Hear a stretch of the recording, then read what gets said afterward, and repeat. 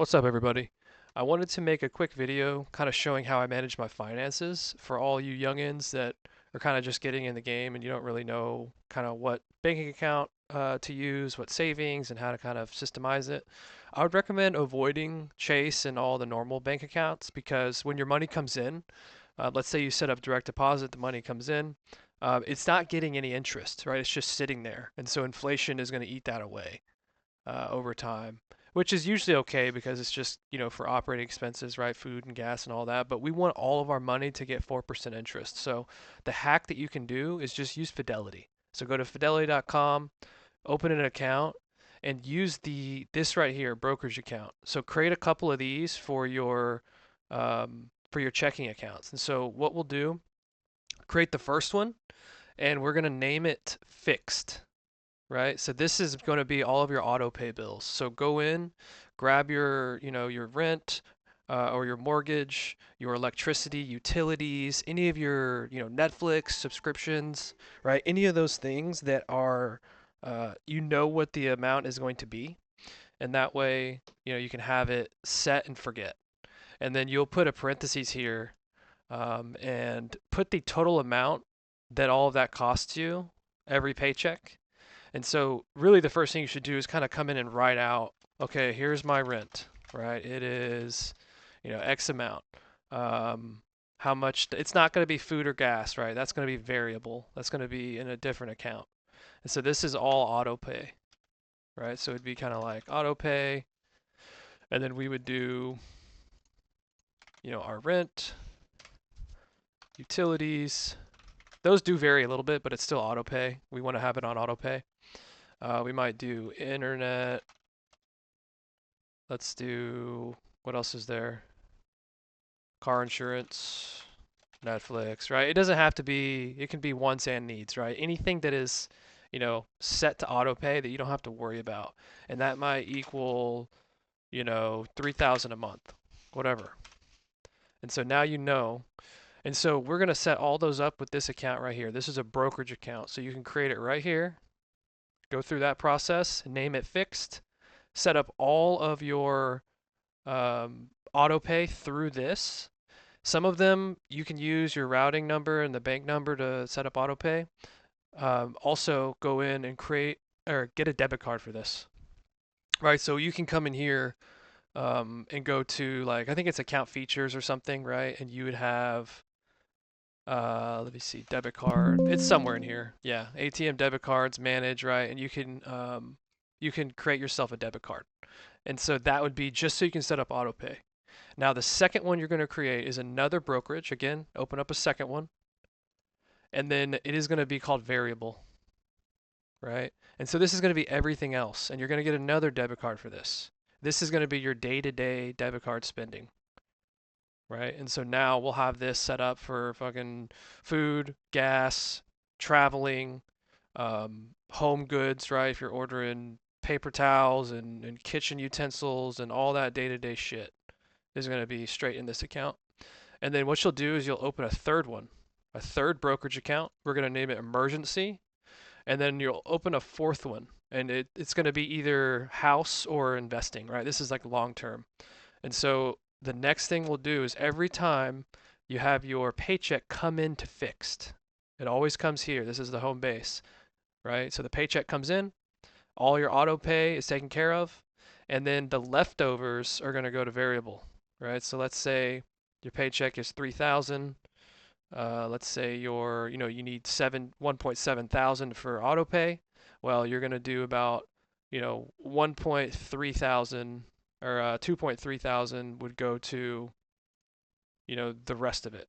You get the idea. So all the bills, the exact amount for your auto pay, whatever this amount is, the rest goes into variable, and you can just move that easily, right? You come in here, you can click a little transfer button, just like you would through different checking accounts. And these automatically get 4%. And it sits in, so when the money comes in, it actually automatically goes into this Fidelity Government Money Market Fund. You don't have to do anything, and it automatically gets 4.39%. Right, so you can see this is the returns, and that's just money sitting there. It's zero if you use Chase or whatever else checking account. So you have that. Next, you're going to, every time the check comes in, like I said, you'll take the amount left over, you'll put it in variable, and then you'll also take a little extra and put it into your emergency fund and your house fund every check. And so beyond that, you would create a, if you can, an HSA, right? Health savings account, so that you can access this when you are older, and you can invest this as well into something like the S&P 500. That's what I have. So I have this fully invested. I pay medical expenses out of pocket. This is tax advantaged. And then here's my 401k.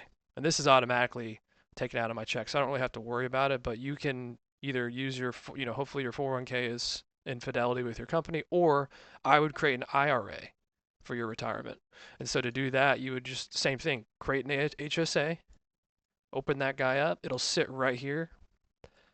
You can contribute maybe like you can see I did like $138 every 2 weeks. Contribute to that, set it to auto invest. You can do that. And then you'll create a IRA, open it right here for your retirement. And then maybe put away about, $150 a month, whatever you can spare into that. And then so that's it. That's all you need, right? So you have your auto pay, everything's accounted for. So you'd maybe put a little extra in this account, a little buffer in here, maybe a paycheck worth. That way this doesn't overdraft, right? A little buffer. And so that is going to cover all of your auto pay bills. You're never going to touch this account. You won't overdraft because you won't be spending out of it. And then this variable account is the one you have a debit card for and you spend on it, right? And you can come in here under activity and orders and on your phone as well, and you can kind of see, right, what you spend. So we got some Texas Roadhouse, I had to re-register my car. We've got some Domino's and some Amazon, right? So that's all the day-to-day stuff. And then under fixed, you would have certain things like I got ChatGPT, AutoPay, right? I might do some Venmo stuff, Paramount Plus, like subscriptions, right? It's all mostly AutoPay here. That's pretty much it. This is how, and you don't really have to budget, right? You just have a certain amount, and when you run out of that, you are out of money, right? So you would need to budget the correct amount and just ideally spend less than you make, right? So that you can let this variable account grow. And so as this grows, this is going to be something that can be used for travel and all those extra things, right? Because you're already saving for your emergency fund. Get this up to 3 to 6 months.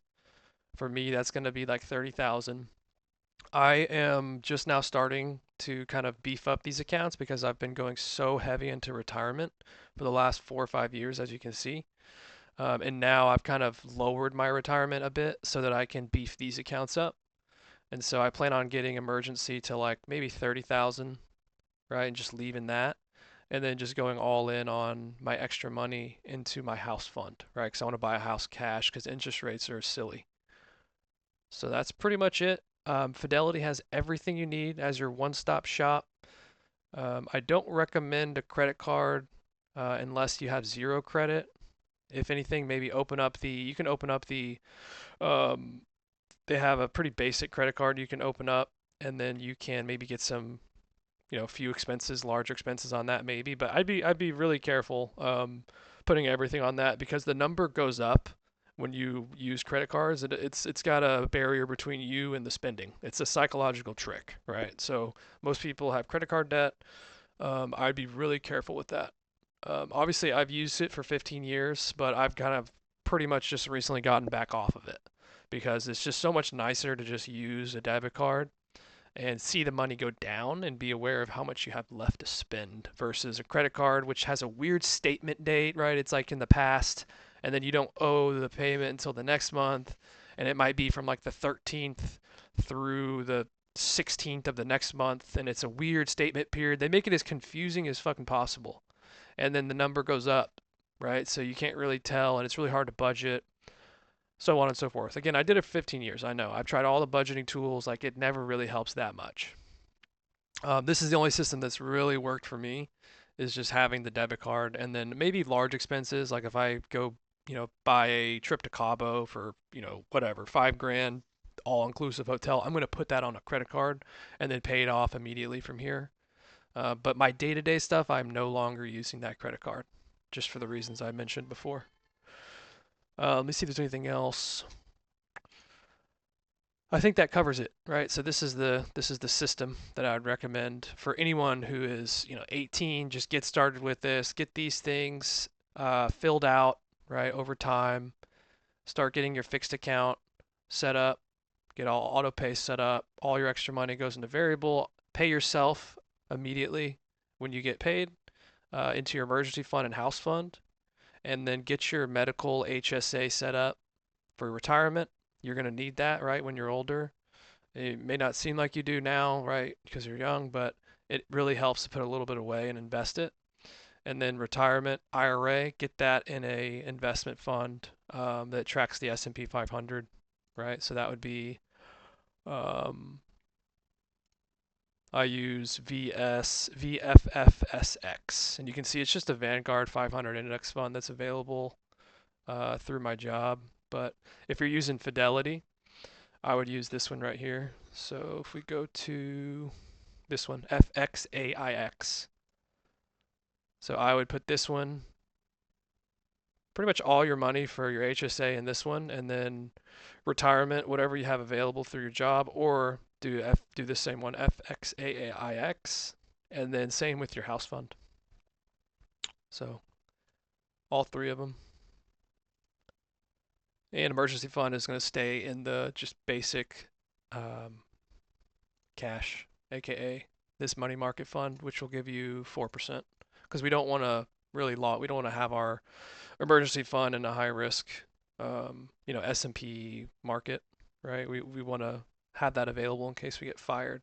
That's it. Peace.